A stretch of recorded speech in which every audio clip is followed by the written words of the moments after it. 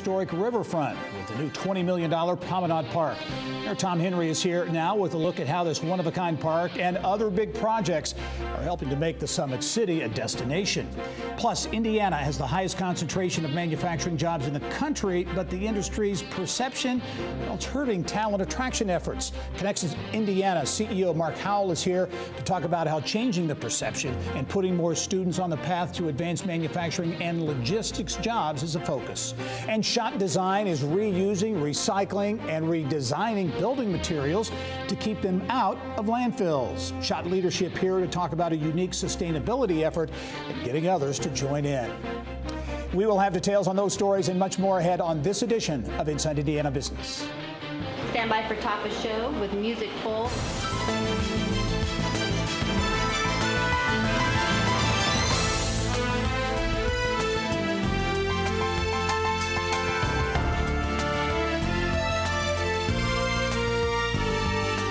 Stand by D1 Sound, sponsored open with music. Stand by camera 3 with Gary. We're out in 5, 4, 3, 2, dissolve to Gary.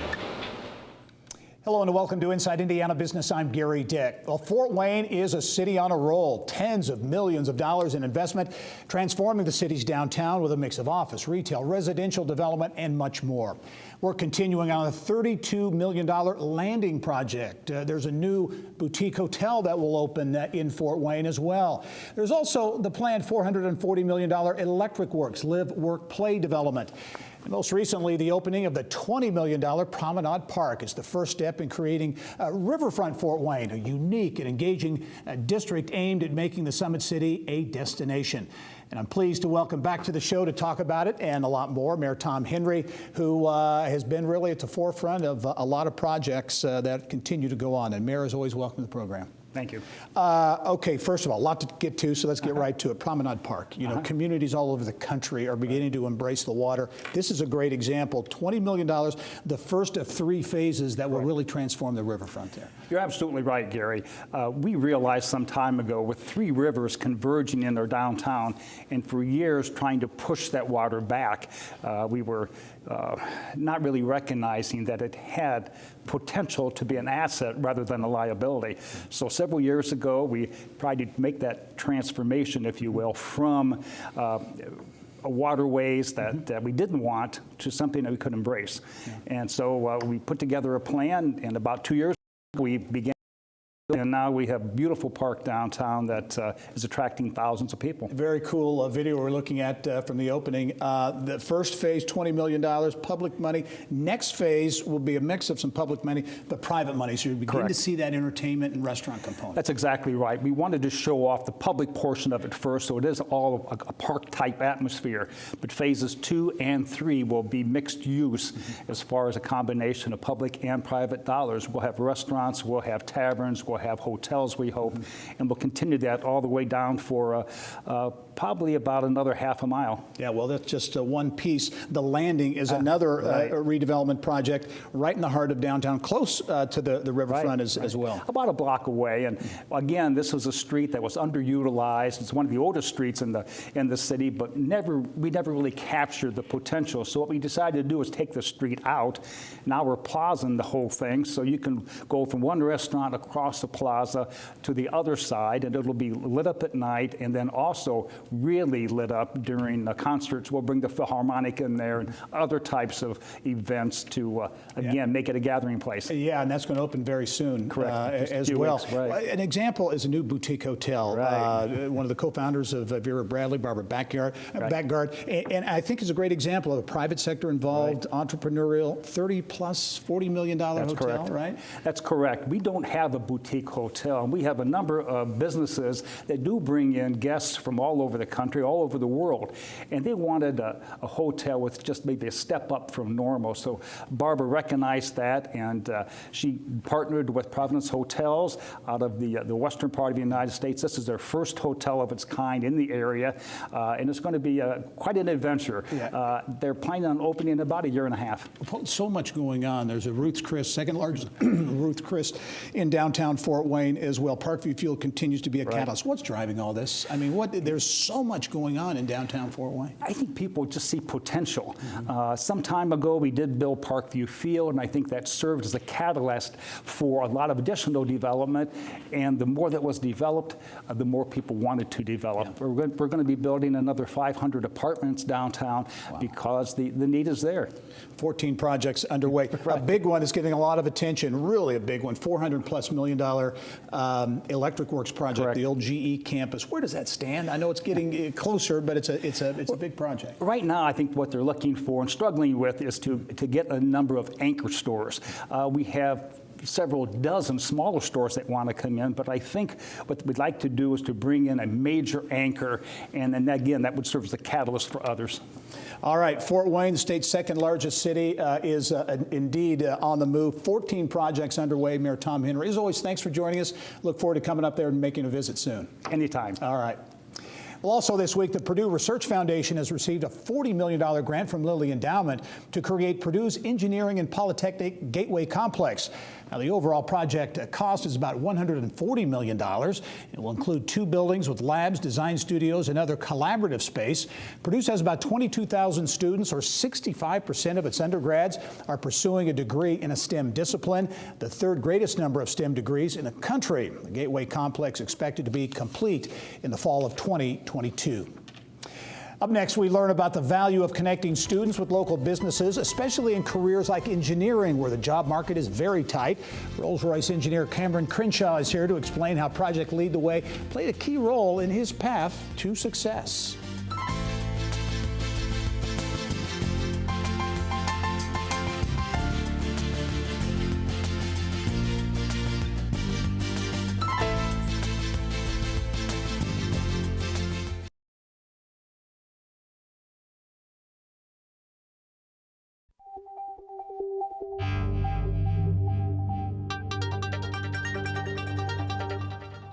It's time now to go inside innovation. Well, engineers certainly play key roles in influencing some of the world's most impressive and life-changing innovations. But the engineering field is one that is in need of more skilled talent. And as we continue our Indiana's Future Ready Workforce series with Project Lead the Way, pleased to welcome Rolls-Royce engineer Cameron Crenshaw to explain how interaction with companies helps put students on the path to careers in STEM fields. And Cameron, welcome to the program. Thanks for having me. A little bit about your background. You were a Shelby County. Grew up in Shelby County, right? Tell us about your path. Absolutely, yeah. So grew up in rural Shelby County.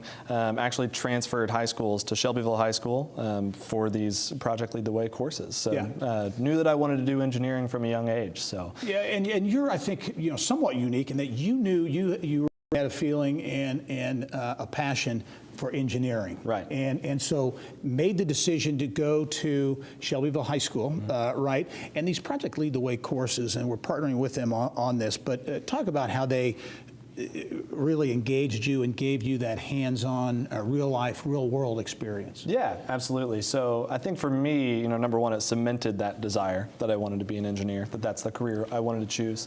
But I think really it taught me the basics of engineering much earlier than I would have gotten them if I didn't have the courses and just went to college or had to do some on-the-job learning, and really just helped me get those, get my feet under me in engineering pretty early. How important, in your view, is that early exposure to the hands-on, to maybe understand that you do want to do it, or maybe you don't want to do the engineering? Yeah, exactly. No, I think that's huge. A lot of people, I think they get halfway through college and then they say, oh, this isn't what I want to do, and then they have to, start over. In my case, like I said, it confirmed that that's what I wanted to do. But I think for a lot of people, if engineering is not what you want to do, it's a great way to find that out as well, much earlier than you would otherwise. Put in perspective the challenge for companies like Rolls and many others in attracting and keeping that engineering talent. How dramatic is the need to boost the pipeline? Yeah, no, it's incredibly huge. I do remember, just from my perspective, when I interviewed, I had these Project Lead the Way courses on my resume, and I remember getting the response, oh, well then we don't have to teach you the basics. We can start you out on this. We need people working on this advanced project. So it accelerates, so you have to spend less time training those new employees. Talk about your job. You are are a component designer, right? Yeah, that's design correct. engineer. Yeah. Talk about what you do on a daily basis at Rolls, which is such a huge part of the Indiana economy. Yeah. So personally, what I do, a lot of component design is, checking and writing reports, and then going again, drawing, modeling on the computer, all those sorts of things. But really, I mean, the group that I'm in is working on a lot of really futuristic advanced products. And I know that, the B-52 program is something that we've announced that is going to be huge for the area. And so most of my day job, honestly, is I get to work on really cool stuff. And that's what I get to tell people. Yeah. Final question. Do you sense that teachers and also maybe students are starting to engage, starting to understand what you understood at a young age and really beginning to get engaged in these types of hands-on programs? Yeah, absolutely. I have seen just through programs that, Rolls has helped sponsor, their major sponsor of FIRST robotics teams in the area, which I was also a member of. Programs like that have been helpful for a long time, but actually getting the classroom instruction has been huge, I think. And it does seem like more and more people that I talk to are really starting to understand they can make that decision earlier, and that's a huge help. Filling that STEM pipeline. Cameron Crenshaw is an engineer at Rolls-Royce. Cameron, thanks for joining us. Good luck going forward. Thank you. All right. Well, here's what's on tap now in tech news, served up by Sun King. Carmel-based MBX Biosciences has received a $500,000 investment from the IU Philanthropic Venture Fund, the medical biotech firm whose founders include high-profile inventor Dr. Richard DeMarchi, has developed therapeutics to treat endocrine diseases. Indianapolis-based The Heritage Group and Techstars have launched a new accelerator program. It's located at the center in Indianapolis. The organizers say the mentorship-driven accelerator will feature 10 startups seeking to, quote, reinvent industries that serve our most basic needs. The companies represent industries including construction, infrastructure, advanced materials, and environmental services. They come from 5 U.S. states, including Indiana, as well as Canada, Estonia, and Germany. And Purdue is the largest university campus to partner with California-based Starship Technologies to deliver food and drinks across campus using robots. The service works in conjunction with student meal plans, costing about $1.99 per delivery. You can place your order on an app. When the delivery arrives, an alert tells you to meet the robot and unlock it through the app. The company says the robots use a combination of machine learning, artificial intelligence, and sensors to travel on sidewalks and navigate around obstacles. And for Tech News 24/7, be sure to check out InsideIndianaBusiness.com. Coming up next, it's called Industry 4.0, or the next industrial revolution, and new technologies are going to play a critical role in driving manufacturing and logistics. Connexus CEO Mark Howell is here on how it all centers around adoption, migration, and innovation.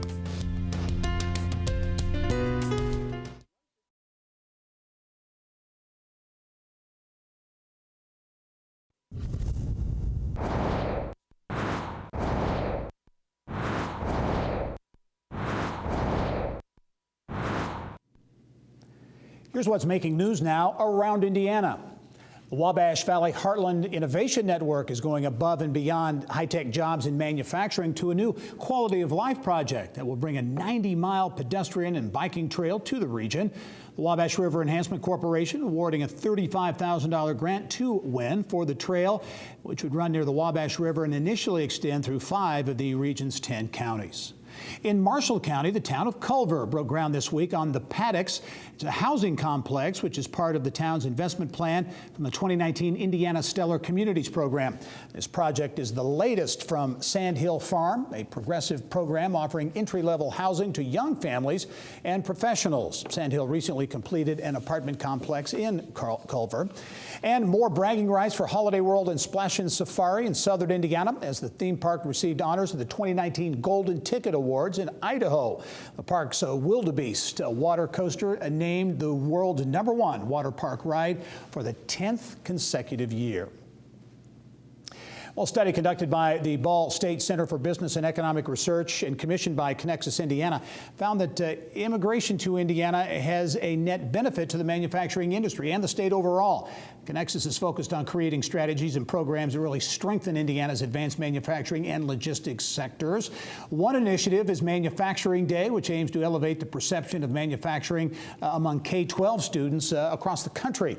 Connexus Indiana CEO Mark Howell is here now with more. And Mark, as always, welcome to the program. Yeah, thank you again for having me. We'll talk about manufacturing and the perception of manufacturing. Indiana, of course, is a manufacturing state, the most manufacturing intensive state in the country, yet the perception of manufacturing in Indiana isn't necessarily positive.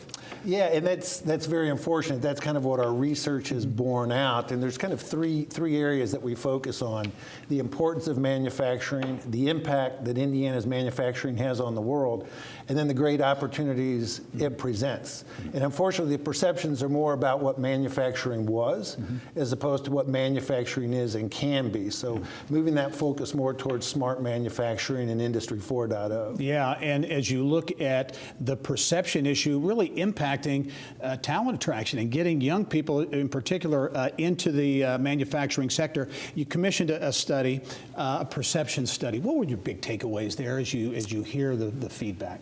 Yeah, well, there are more than 100,000 unfilled manufacturing jobs in the state of Indiana today. And for us to be successful, we need these to be aspirational career pathways for young folks. But through BBC research, when we went out and conducted a study of influencers, so talking to parents, teachers, counselors, and administrators, what we learned was more than 2/3 of those influencers viewed career opportunities in manufacturing as undesirable. Interesting. When in reality, and you and where things are now, these are careers that pay well above the average. Yeah, well, what was interesting, the number one factor that they pointed to was earning potential. Yeah. And as it turns out, the average wage rate for a manufacturing worker in Indiana exceeds the Hoosier with a bachelor's degree. Yeah, interesting. Okay, so it's about getting that word out, educating. Manufacturing Day is coming up, and that's a part of that education process. Yeah, really, what we've learned through this same BBC research is that feasibility drives desirability. So the more people knew and understood about manufacturing, the more excited they were about it, the more likely they were to recommend it to young people as career pathways. So 7 years ago, the Manufacturing Institute launched Manufacturing Day with the specific intention of raising the perception of manufacturing for K through 12 students. And this is good. So this is an opportunity for young people, but also parents, I assume, Absolutely. to learn what manufacturing is all about, which is far different than it was even 10 years ago. Yeah, I mean, manufacturing is the technology businesses of the future, and people don't completely understand that. But when these companies open up their doors and they give a hands-on opportunities and ability for tours, it's amazing that the impact that it has on people's understanding and perception. All right, Manufacturing Day coming up. Connects Us Indiana, really focused on improving and enhancing manufacturing and logistics. And Mark Howell, as always, great to see you. We'll talk to you soon. Hey, thank you. All right. Coming up next, did you know the biggest contributor to landfills, waste from construction and demolition projects? Schott Design is moving to change that through a unique recycling program. Leadership from the company here, they are in the Inside Indiana Business Social Media Lounge, presented by Star Commercial Banking, Indiana born for Indiana business.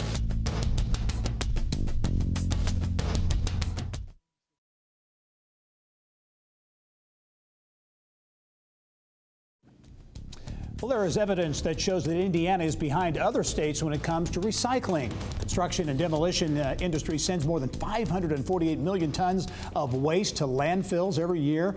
In Indiana, get this, more than 1,000 landfills are full and closed. Indianapolis-based Schott Design is on a mission to reuse, recycle, and redesign building materials to keep them out of landfills. And joining me now are Schott Design president and owner Ginny Androne and managing director Pam Francis to explain how the Schott exchange works. Ladies, welcome to the program. Thank you for having us. Pam, I'm going to start with you. This whole idea, everybody talks about sustainability and really focusing on that. But at Schott Design, you made the commitment a year ago to really be intentional about this and this whole reduce through redesign effort. Mm-hmm. Yeah, so obviously redesign is the first choice that we have and the most important choice we have in sustainability. It just takes the longest, right? So there are other things that we're doing for a quicker turnaround, but we have been working with manufacturers in our industry to try to redesign ways to make products, like for example, carpeting. We've been working with manufacturers like Shaw to figure out how do we make the carpet even better so that when we take the carpet out of the space 10 years from now, we know that it has a good end-of-life solution. Yeah, so much of this stuff coming out of projects goes directly into the landfill, right? And so the whole idea behind what you're doing is to divert more of that stuff to other uses or keep them out of landfills. Jenny, as you talk about and you look at reduce through redesign, it's about product choice, redesigning for the future, basically, right? Yes, definitely. We've been working with our manufacturers closely, so we've got the research and development teams and sustainability leaders of all of our products. We're taking our library shelves and revamping them, taking things off the shelf that do not have at least minimum green standards, and our reps have really awakened to that and made some big change. Yeah. We've got new products in 2020 that we're really excited about. And recycle is a big part of this. And I know we have some video. Yes. In fact, I was out there too in an area with carpet, that Yes. carpet recycle effort. The carpeting, we are really proud of the program that we've created. We've worked with the carpet manufacturers, the flooring contractors, and Cruz Carpet Recycling. They are instrumental. They have committed to take 100% of all of our carpet that's coming out of job sites now, and we do about 1 million square feet a year, so that's an amazing amount of carpet to take out of the landfill. And this program has been developed at no cost to the client. It is strictly paid for by the carpet manufacturers. So this model we're trying to do with other vendors on, if we specify your carpet, you pay to recycle to take it out. Pam, how about Schott Exchange, that program? Because that's taking things that are coming out of a project, maybe taking them to another place that needs it. Right, and a lot of products can't be recycled, like doors or cabinets. This table, for example, if you were going to move and didn't need this table, we have the ability to take that table for you at no cost. We've partnered with Crown Wheaton Moving and Storage. We come and get it, put it in our warehouse, and then be able to specify that on another project in the city, in a different building perhaps. So this exchange, this marketplace for products that keeps it out of the landfill, and then the receiver is able to reduce their project costs to get this at a deeply discounted rate and not have to pay for a new table. What's been the impact, in your view, this first year, and maybe the reaction, and are others engaging? Yeah, so certainly even with our own project base, we've had a big impact. As Jenny said, we handle 1 million square feet a year, so that's a lot. Our hope is that we can really pave this road, make it a nice wide road that's easy to take, easy to understand, and then everybody will follow. I think it's an overwhelming topic and maybe process to get involved in, but if we can pave the road, there's no reason for others not to follow. And then as an industry, we can really move the needle on recycling in Indiana. Yeah, only 10 seconds left, Jenny, but you see others engaging and getting involved and following Yes, suit. definitely. Landlords, managers, real estate professionals. We do a lot in the commercial real estate market. Design firms and architects are soon to follow. We're trying to get the process simple and at no cost, and we'll see what the city can do. All right, innovation in sustainability. Jenny Androne, Pam Francis from Schott Design, thanks for joining us. Thank and we'll you, be right Gary. back.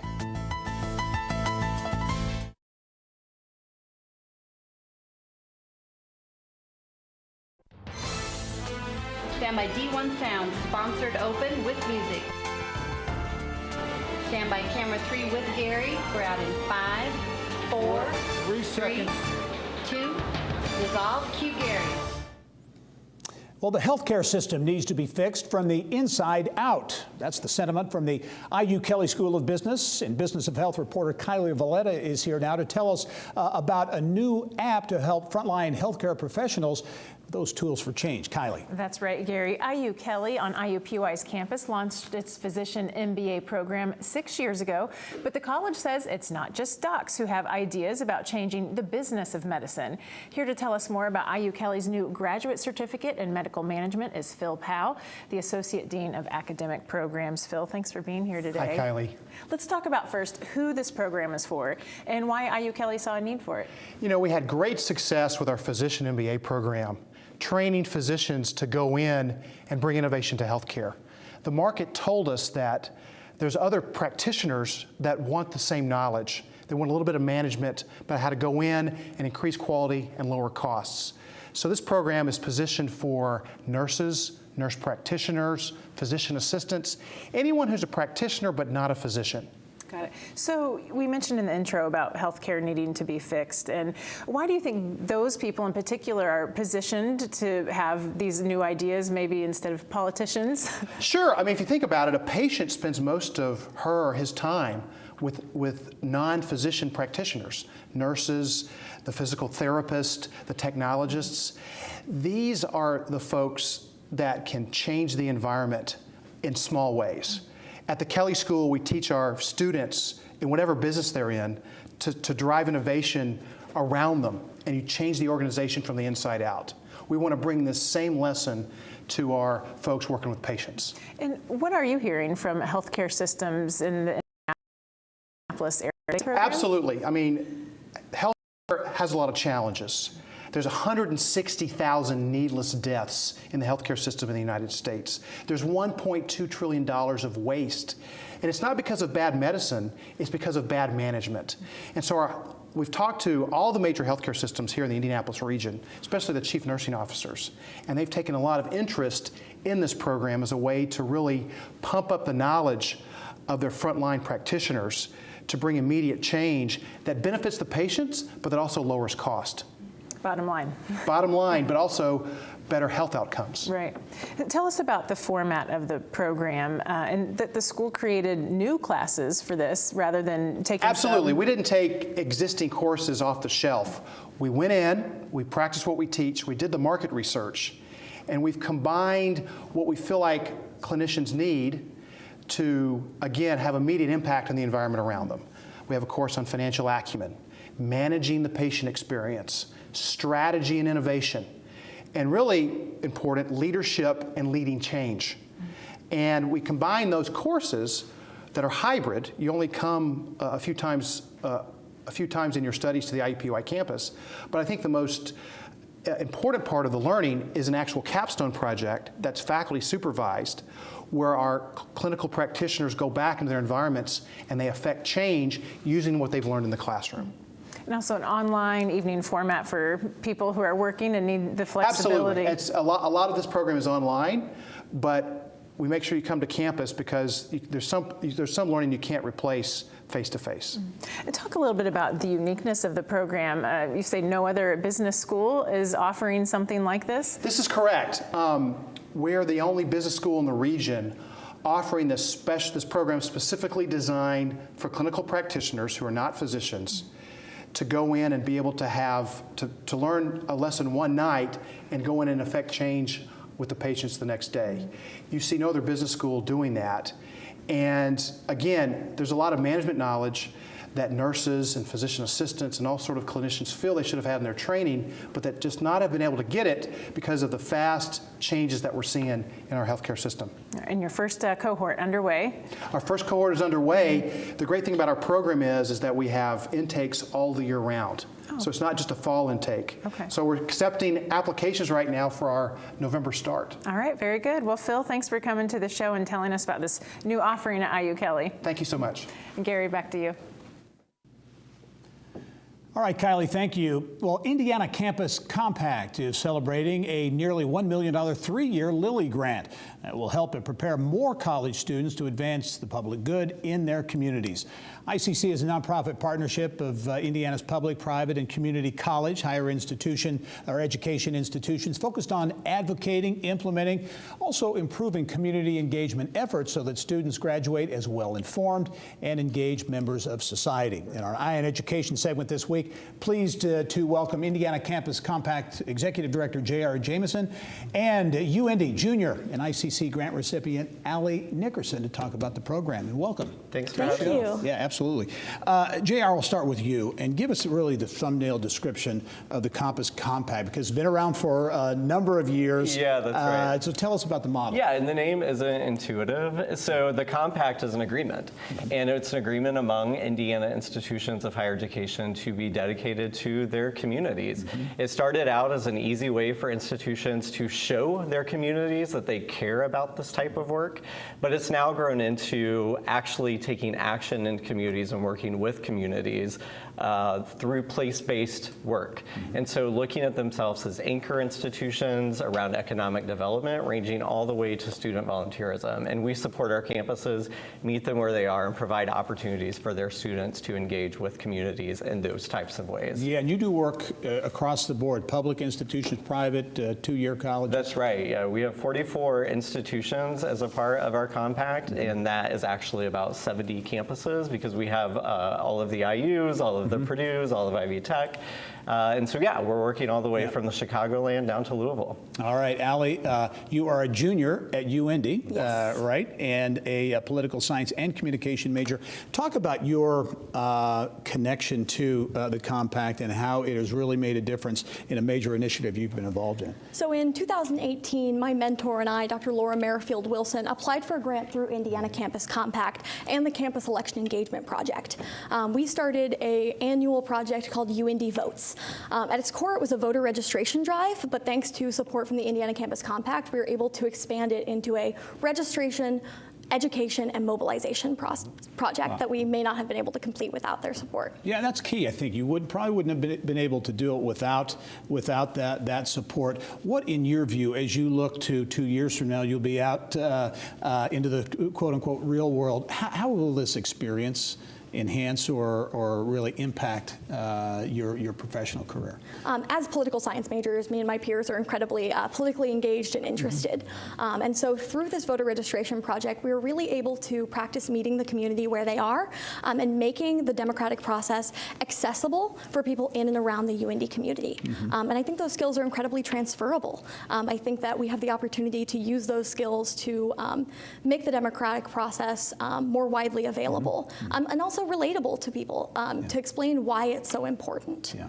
And JR, some big news for the compact recently with a Lilly endowment grant, $1 million over a 3-year period that will enable the compact to really engage in some different areas, right? Yeah, we're really excited about that. Our partnership with Lilly expands back to the late 90s. And what will be different about this particular grant is that we're continuing our community engagement efforts, much like Ali described. But what will change is that we're helping our students think about this work through a critical engagement lens. So for instance, you may be volunteering with a homeless shelter, but really, let's dig deep down into that and look at what are the societal issues under that? What are the underlying issues? And how do we help students think critically about that rather than just serving their community? And that's going to help us as a society in the end, right? Because what that's going to do is help students understand their role in a society. And when they're working for an organization, that's going to help them think about not just their organization and doing good in that community, but how can their organization really unpack broader things that are happening. All right, Campus Compact making a difference around the state of Indiana with a number of institutions. J.R. Jameson, the executive director of the Compact, also Allie Nickerson, UIndy student. Thank you both. Good luck to you, the rest of your schooling, and into your professional career as well. Thank you for having us. Well, a reminder, all of our Ion Education segments can be found at InsideIndianaBusiness.com. And if you have a story idea or a suggestion for the Ion Education segment, please send it to lead producer Tara Twig at ttwig@growindiana.net.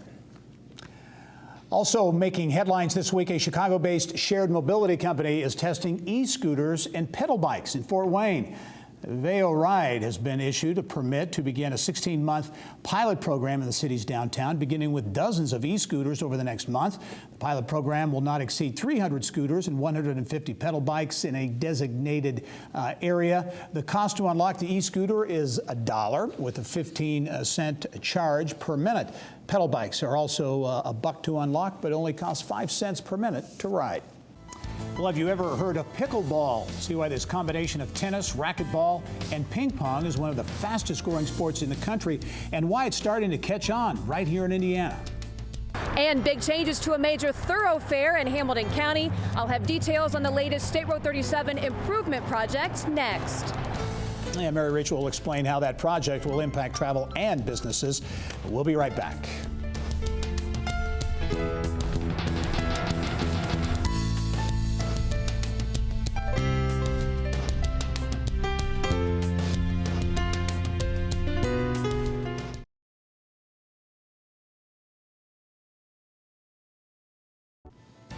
Well, what do you call the combination of tennis, racquetball, and ping pong? pickleball. It's perhaps the fastest growing sport that no one's ever heard of. Bill Benner sat down this week with Indianapolis pickleball professional Rick Witzkin and has more on this week's Inside Indiana Sports from Studio I. Bill. Well, thanks, Gary, and I'm joined by Rick Witzkin, who I think is probably the authoritative figure when it comes to the rapidly growing sport of pickleball. He's nationally ranked in both men's and doubles, teaches it all around Indianapolis, and we're glad to have you on the show today. Welcome. For those who don't know, just describe generally what pickleball is and how it's played. Pickleball is a sport that obviously is very similar to tennis, but also similar to ping pong, racquetball. I've met so many players from different walks of life really that have jumped into the scene in the last few years. It does help if you have a little bit of a pickleball or racquetball or tennis background, but quite frankly, I think the main reason for its popularity is its ease of access. A lot of nice people willing to show those beginners that want to play at local parks and clubs to how to play, and it's not that hard to learn. It's started off kind of in the South and as a retirement age sport, and now it's grown among all age populations. Here's a racket, by the way. But the growth is phenomenal. It's unbelievable. It really, for me, started 5 years ago as a coach and playing professionally when it was kind of at the grassroots stage. I think a lot of us remember back in our younger years in PE class having some form of pickleball, but not with the appropriate paddles or balls or necessarily the instruction. It's and to the point where in America there are middle school and high school teams forming to play scholastically. There's pro tournaments. We're running a pro series next year in Indianapolis. There's going to be a series of tournaments: Chicago, Owensboro, Indianapolis, Milwaukee. We've got an incredible group of cities. So like Indianapolis used to have the RCA championships, the pro scene will be launching with a series ending in the Masters. I'm headed to Dallas on Thursday to play in a $50,000 prize money event. And you teach camps too, I mean nationally, right? On Monday I'll be in Montreat, North Carolina. I've never been there. No, it's near the mountains. I'll be teaching about 100 folks at camp with a few other coaches, and destination camps are real popular in pickleball, but the number of teaching professionals is growing. And I had a beginning class in Noblesville at Finch Creek and then Cynthia Park this week. 25 people beginning, hungry. How did you learn about it? Oh, we heard word of mouth. Everybody's talking about it. Now everybody wants to experience it. We got about a minute left. Talk about, you mentioned the pro tournament that will come to Indianapolis next year, and part of this, I would assume that you see, because you're one of the leaders of this circuit, I assume you see growth at the professional level as we move forward. The beauty of it is, even though it's a prize money event mostly for pros, with the prize money, it's an amateur tournament too. And all of the students I work with that are beginner, advanced beginner, intermediate, we want them to play in these tournaments. And many of these amateur players do travel around the country to play in these tournaments, like the US Open. So unlike tennis, that's focused more on just pro players, prize money events, these are amateur tournaments as well as pro prize money. So we're excited to bring in, we'll have a minimum of 400 participants playing in the Indianapolis Open next summer. Well, Rick, we certainly appreciate you coming on the show. Again, pickleball is a sport. By the way, his brother Todd Witzkin was a world-ranked tennis player back in the 80s and 90s, and just a wonderful gentleman. Great Indianapolis family. Thanks for being on the program. Appreciate it. Pickleball. Gary, back to you. All right, Bill, thank you. Well, major improvements are coming to the 37 corridor in Hamilton County, and it's going to have a major impact on not only travel, but businesses in the area as well. Our Mary Rachel Redmond has this report from Fishers.